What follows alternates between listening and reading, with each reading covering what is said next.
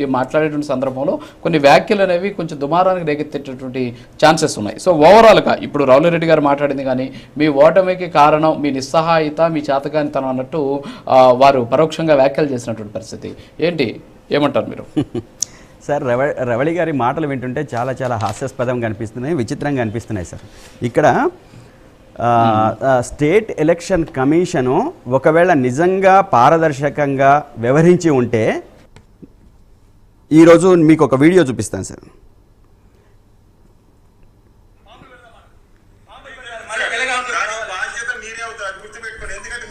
ఇందులో ఉన్నది పాషం యాదగిరి గారు అండి.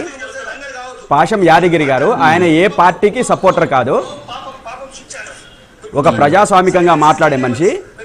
స్టేట్ ఎలక్షన్ కమిషను ఏ విధంగా ఓట్లని మ్యానిపులేట్ చేసింది, ఏ విధంగా వాస్తవ రిపోర్టును ఇవ్వలేదని చెప్పేసి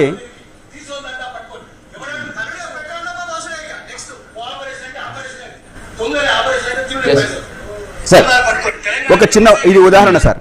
అదేవిధంగా ఇటువంటి బోలెడు ఉన్నాయి. నేను ఎందుకంటే తను అంటే మీరు ఏమంటారంటే మీ పార్టీకి చెందిన వాళ్ళు లేకపోతే ఇంకొక పార్టీకి చెందిన వాళ్ళు కాబట్టి వాళ్ళు వన్ సైడ్ చెప్పినారు అని అనకుండా నేను పాషం యాదగిరి గారు అదేవిధంగా స్వతంత్రంగా ఉన్న జర్నలిస్టులు ఆ వీడియోలో ఉన్నారు సార్. వాళ్ళు ఎలక్షన్ కమిషన్ ఎట్లా వ్యవహరిస్తుంది అని చెప్పేసి మాట్లాడిన నిలదీసిన తీరు పోయి ఆఫీస్కి ఒకటి. అదేవిధంగా నేను ఎలక్షన్ కమిషను మీద మాట్లాడిన మాటలు ఏం తప్పు మాట్లాడానండి? ప్రజాస్వామ్యాన్ని ఖూనీ చేసింది అన్నాను, ప్రజాస్వామ్యాన్ని వివస్త్రం చేసింది అని అన్నాను. వాస్తవం కదా, దొంగ ఓట్లు వేస్తుంటే కళ్ళప్పగించి చూసిన మాట వాస్తవం కదా.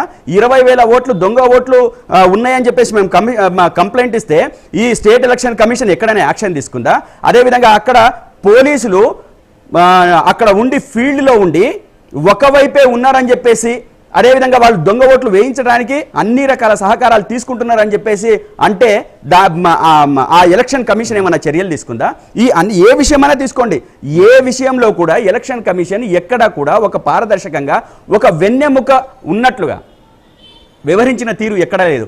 వెన్నెముక లేకుండా ఈరోజు కాంగ్రెస్ పార్టీ సంకనాకెత్తుంది అని చెప్పేసి వాస్తవంగా చెప్తున్నాను. ఇది వాస్తవం, అవునా కదా? మీకు మాత్రమే వాళ్ళు అడుగుతున్నది రిటర్న్ తీసుకోవాలి. నేను తీసుకోను సార్. నా మీద కేసు పెట్టుకుంటారా లేకపోతే ఏం చేసుకుంటారా చేసుకోండి. వాస్తవం కాదు అనుకుంటే నేను మీ ముందే చెంపలేసుకుంటా. వాస్తవం అయితే కనుక ఈరోజు స్టేట్ ఎలక్షన్ కమిషన్ చెంపలేసుకోవాలి. అదే విధంగా మీ ఆరోపణలు ఓకే, మీ ఆరోపణలు అక్కడ జరిగినటువంటి పరిస్థితులు గ్రౌండ్ లెవెల్ ఏం జరిగింది అనేది అందరం చూసాం. కానీ మాట్లాడేటువంటి సందర్భంలో ఆ మాటలు అనేవే కొంచెం ఇబ్బందికరంగా మారే ఛాన్సెస్ సార్. ఇది ఏమి ఇబ్బంది సార్? వాస్తవం కాదా? మీరు చెప్పండి.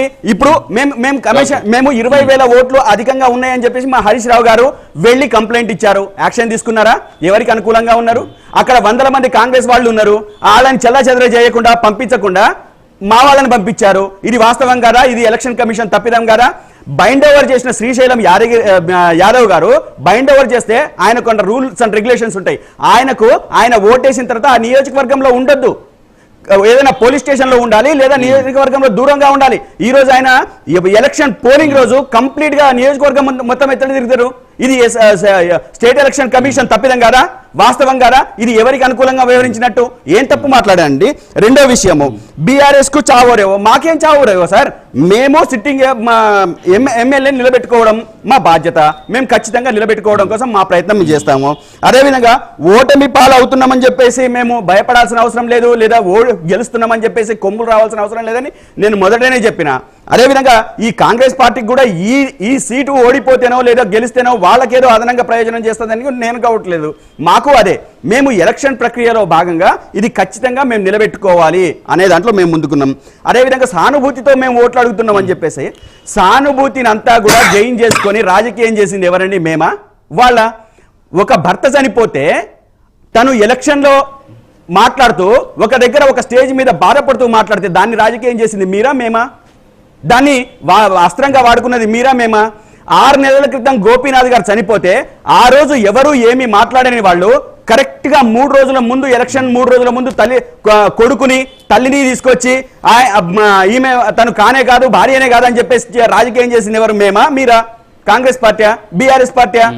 మీరు వాస్తవమే ఒకవేళ అక్కడ ఏదైనా జరిగి ఉంటే తప్పేమైనా జరుగుతుండే 6 నెలల క్రితం వాళ్ళ అమ్మ ఏం చేసింది? 3 రోజుల క్రితం ఎందుకు వచ్చింది? కొడుకు ఏం చేసిండు? నామినేషన్ వేసే రోజు ఎందుకు వచ్చిండు? 6 నెలల నుంచి ఏం చేసిండు? అంటే ఒక వారం రోజుల క్రితమో 10 రోజుల క్రితమో గోపీనాథ్ గారు చనిపోయి వాళ్ళు మాట్లాడుకోవడానికి ఒక రోజు 2 రోజులు రెండు రోజులు టైం పట్టిందనంటే దాన్ని మాట్లాడుకోవచ్చండి. ఈ రోజు దారుణంగా, అత్యంత దారుణంగా సానుభూతిని ఒక డైవర్షన్ చేసి తప్పుదారి పట్టించి ఎలక్షన్ ని చిల్లర రాజకీయాలు చేసింది కాంగ్రెస్ పార్టీ. అంతే తప్ప ఎవరైనా సార్ ఒక్క నిమిషం నిజాయితీగా ఎవరైనా ఏ పార్టీ అయినా గెలవండి సార్, తప్పేం లేదు.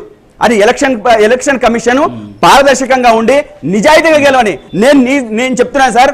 మీ అంతరాత్మ సాక్షిగా, మీ రిపోర్టర్స్ సాక్షిగా, మీరు ఈ రోజు మీ ఆత్మ సాక్షిగా మీరు చెప్పండి ఇది ఏం జరిగిందో. మీరు చెప్పరు వాస్తవంగా. ఎందుకు చెప్పరని అంటే మీకు కూడా కొన్ని లిమిటేషన్స్ ఉంటాయి. నేనేమంటున్నానంటే మీ రిపోర్ట్స్ దగ్గర గ్రౌండ్ రిపోర్ట్ తీసుకోండి, వాస్తవం ఏం జరిగిందో తెలుసుకోండి. 1000 ఓట్లు ఒక లాడ్జ్ లో దాదాపు 100 ఆటోలు నిలబెట్టి ఆ అపార్ట్మెంట్ లో 100 మందిని అక్కడ ఉంచి దొంగ ఓట్లకు విడతల వారీగా పంపించారు సార్. వెనక వైపు నుంచి మేము వెనక ఉంటేనేమో ముందు నుంచి వాళ్ళు దొంగ ఓట్లు వేయించారు, మేము అటువైపు ఉంటేనేమో ఇంకో వైపు నుంచి ఓట్లు వేయించారు సార్. ఇది వాస్తవంగా జరిగింది. అవునా కాదా వాళ్ళకు గుండె మీద ఓకే, జర్నలిస్టులుగా మేము వాస్తవం చెప్తామా, ఎందుకు వాస్తవం చెప్పకుండా ఉంటామనేది నేను మళ్ళీ మీకు ఇస్తాను. ఒకసారి రావుల్ రెడ్డి గారితో మాట్లాడతాను. రావుల్ రెడ్డి గారు రియాక్ట్ అండి మేడం. నేను ఈ రకంగానే మాట్లాడతాం, ఇదే చిల్లర మాటలతో పోతాం, ఇదే నా భాష అనే రీతిలో వాళ్ళ అగ్రనేతలు ఉన్నారు, వీళ్ళున్నారు, అదే బాటలో నడుస్తారు.